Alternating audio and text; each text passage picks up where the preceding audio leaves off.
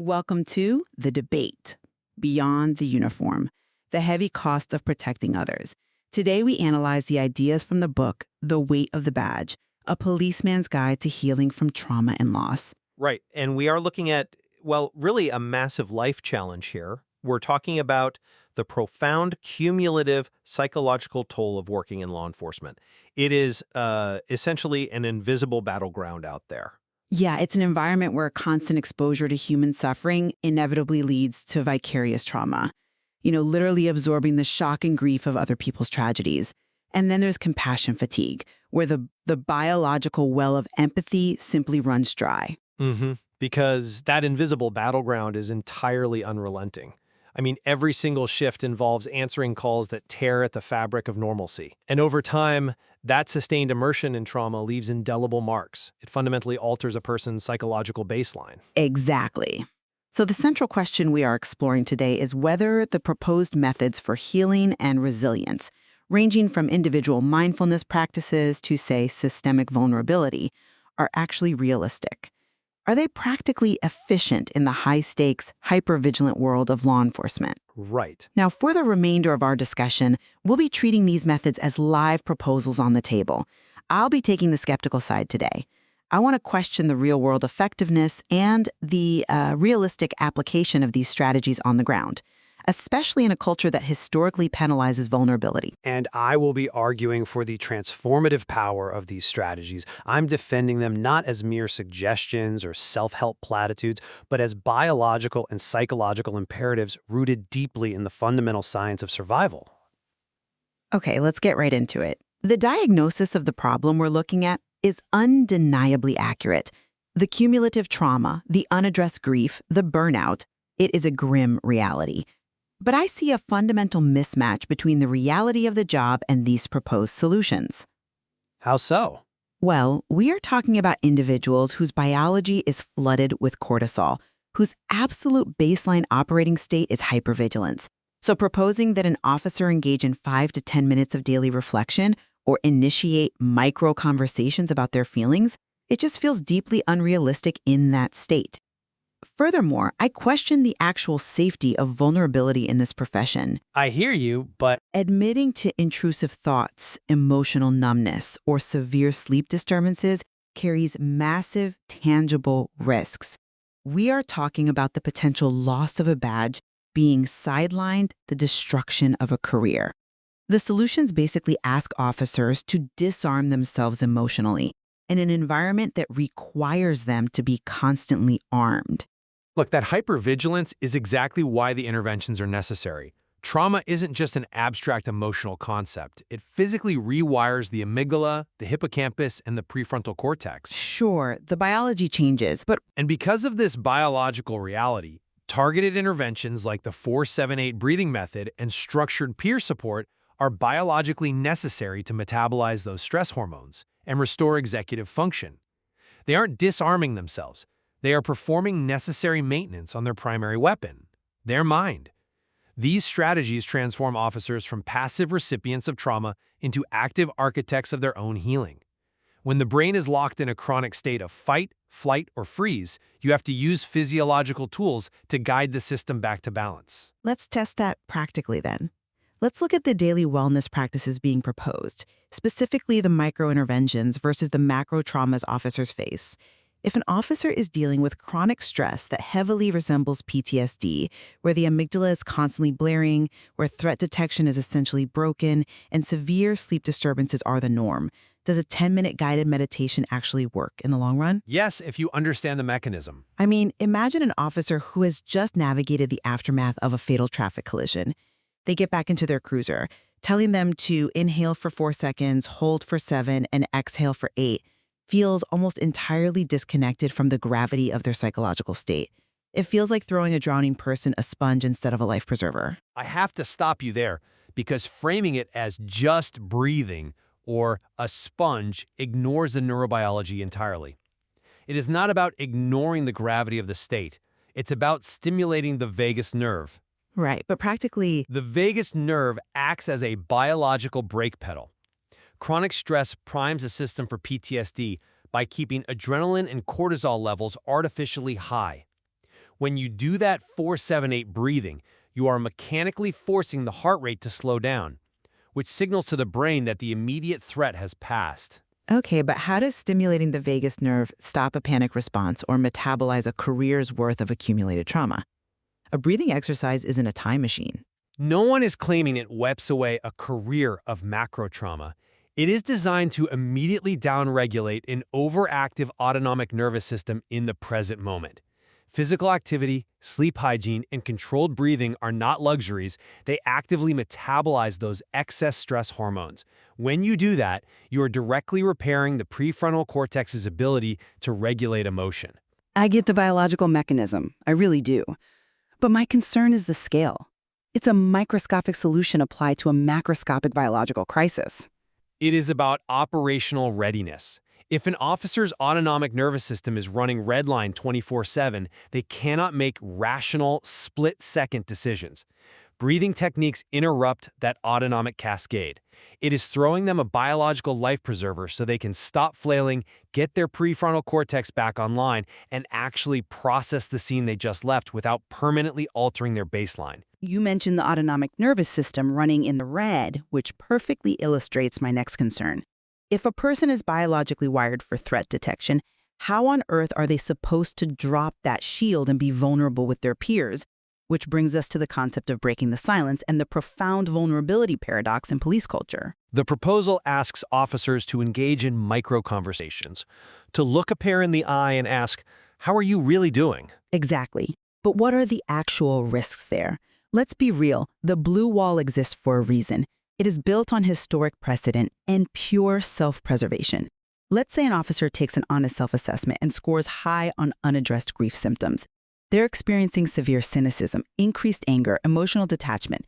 If they admit this to a peer in the locker room, the fear of judgment is immediate. The fear is real, yes, but the internalized suppression and the facade of self-imposed strength are actively causing burnout and deadly isolation. But the career repercussions are a highly realistic barrier. In a paramilitary organizational structure, showing that kind of psychological cracking can mean your firearm is taken away. You're put on desk duty. Your upward mobility is permanently frozen. The blue wall isn't just stubbornness. It is a rational defensive posture against an administrative system that actively penalizes vulnerability. The very self-preservation tactic you're defending is exactly what's killing officers. The logic here isn't to just randomly spill your deepest traumas to anyone in the precinct. The proposal advocates for structured, safe avenues.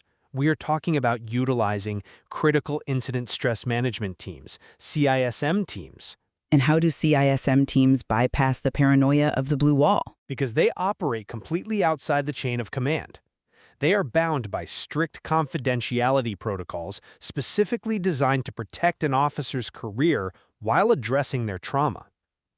Furthermore, the proposal emphasizes identifying just one trusted ally.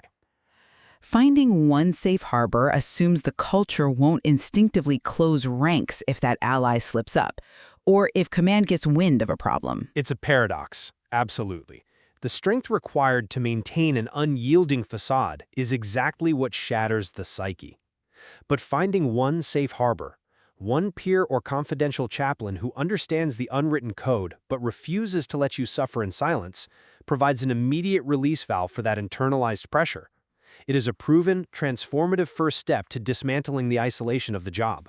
Let's follow this thread into the reality of burnout then. Because even if they find that one ally, the cumulative toll remains. The framework we're evaluating suggests that officers can achieve post-traumatic growth by finding purpose outside the badge. They specifically use the ARPEN framework: acceptance, resilience, purpose, empathy, and network. Right, and the purpose and network pillars are heavily reliant on establishing an identity separate from law enforcement. But let's look at what deep burnout actually is on the ground. It is characterized by profound emotional exhaustion and depersonalization, where you view the public and your job with a cynical, detached lens and a deep feeling of futility. Which is exactly why the ARPN framework is necessary. But imagine an officer who just worked a 14-hour shift. They responded to a domestic violence call, then a fatal traffic collision, and then had to break the news to a family. They go home, their battery is at absolute zero, and their worldview has been fractured by witnessing humanity's darkest moments. This framework suggests they should carve out time for a non-work interest. Go do some woodworking, coach Little League. It sounds exhausting. It feels like just another task on a checklist you don't have the energy to complete. I completely understand why it sounds exhausting to a depleted system, but burnout absolutely thrives on a singular, trauma-soaked identity. When the only lens through which you view the world is the badge, of course the depersonalization is going to be total and absolute. That is exactly why carving out 2 to 3 hours a week for a non-work interest is vital. It acts as a mandatory decompression chamber. A decompression chamber that requires an initial activation energy they frankly do not have. Yes, it requires activation energy. But post-traumatic growth isn't about ignoring the pain or slapping a happy hobby over a deep psychological wound. It is about forcing a neurological shift. By engaging in a task completely devoid of threat detection, whether that's woodworking, coaching a sport, taking a class, you are giving the hippocampus and the prefrontal cortex a safe environment to rebuild context and executive function. So the hobby isn't just a distraction for them. Exactly. It's about leveraging that pain to forge deeper relationships and a new dimension of personal strength. It is recognizing that the trauma has changed you, but refusing to let it be the only thing that defines you. You have to literally practice being in a non-threat environment so your brain remembers what safety feels like. I appreciate the psychological intention there and the biological justification for forcing the brain out of threat mode, but I seriously question how we scale this to the systemic level. That brings us to our final point of contention: systemic reform and professional support. Which is the most crucial part of this entire proposal. Individual resilience can only take an officer so far. The proposals advocate for massive systemic changes, things like integrated wellness hubs and specialized employee assistance programs, or EAPs.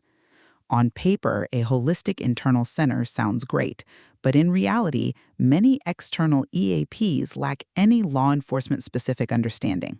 That used to be the standard, but the landscape is shifting. It is still a massive barrier. An officer goes to a standard EAP therapist, mentions the graphic reality of a crime scene they processed that morning, and ends up traumatizing the therapist.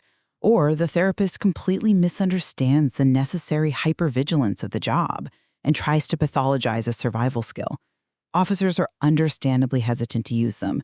Is it truly realistic to expect massive, slow-moving bureaucratic institutions, many of which are currently facing severe funding and staffing shortages, to effectively manage and treat the highly nuanced trauma of their forces? It isn't a utopian dream because we already have concrete examples of success.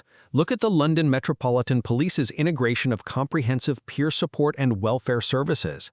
They have demonstrated that a massive, complex force absolutely can prioritize mental health systematically. They embedded welfare officers directly into the units. Embedded welfare officers are one thing, but what about the clinical side? The landscape of professional therapy is changing rapidly to meet this need. We aren't just talking about talk therapy anymore. Consider EMDR, eye movement, desensitization, and reprocessing. How does that bypass the issue of traumatizing the therapist or misunderstanding the cop? Because EMDR isn't about endlessly recounting the graphic details of the trauma. EMDR uses bilateral stimulation, like following a therapist's finger with your eyes or using tactile taps, to physically help the brain reprocess traumatic memories. It literally moves the memory out of the amygdala's present danger folder and into the brain's long-term storage. That is a biological intervention, not a band-aid. And trauma-informed therapists who specifically specialize in EMDR and cognitive behavioral therapy for first responders are becoming significantly more common. But pushing for these systemic alliances like family support workshops and mandatory mental health literacy across all ranks still requires an institution to admit it's breaking its people. Which is a necessary reckoning. Pushing for these systemic alliances is the only viable path forward. It removes the burden from the individual officer and builds a sustainable blue network.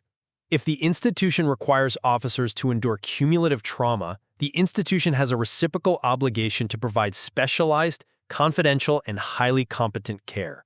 It is an investment in operational effectiveness. Relying solely on individual resilience is what got us into this crisis. Systemic change is the only way out. It is time to summarize our positions. Throughout this debate, I have maintained that while the biological explanations for trauma and stress are incredibly sound, and the mechanisms like the vagus nerve and EMDR make clinical sense, we cannot ignore the environment in which these officers operate. The deeply entrenched culture of policing, the sheer volume of cumulative trauma, and the unforgiving nature of the blue wall make implementing these individual and systemic proposals a monumental uphill battle. The environment is exactly why the interventions are non-negotiable. But when an officer is facing chronic sleep deprivation and deep depersonalization after a 14-hour shift, asking them to engage in micro-interventions, risk their career through vulnerable locker room conversations, or force the activation energy for a new hobby feels disconnected from the heavy reality of the job.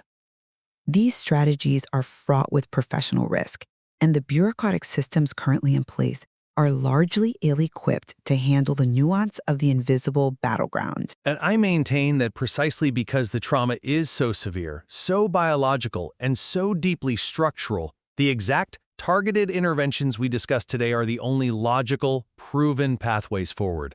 The science of survival dictates that we cannot simply tough out a hyperactive amygdala or a compromised prefrontal cortex. You see it as a mechanical necessity. Absolutely. Techniques to downregulate the nervous system, structured avenues for peer support like CSM teams, the ARPAN framework for post-traumatic growth, and aggressive systemic reforms are not optional luxuries. Overcoming the fear of judgment to find just one trusted ally or utilizing a specialized EMDR therapist are acts of immense courage that directly reclaim an officer's purpose. These methods are essential for achieving operational longevity and reclaiming a fulfilling life beyond the uniform. Bringing it back to the core material, the weight of the badge, a policeman's guide to healing from trauma and loss, we have to look at whether these methods are a must-try for those on the front lines or if they should be approached with caution. Given the systemic barriers of the profession, I believe they must be approached with intense caution. An officer must be highly strategic about where and with whom they choose to be vulnerable, ensuring they protect their livelihood while seeking the healing they undeniably need. I view them absolutely as a must-try. The risks of remaining silent and allowing the cumulative toll to fester into severe burnout or worse far outweigh the initial discomfort of implementing daily wellness practices or seeking out a specialized trauma-informed therapist. The sheer complexity of navigating grief, resilience, and operational readiness in law enforcement cannot be overstated. We encourage our listeners to explore these frameworks further, to see how the science of survival and the dynamics of institutional culture might apply to other high-stakes environments. We leave it to you to form your own conclusion on the practical efficiency of these life-saving strategies. Thank you for joining us.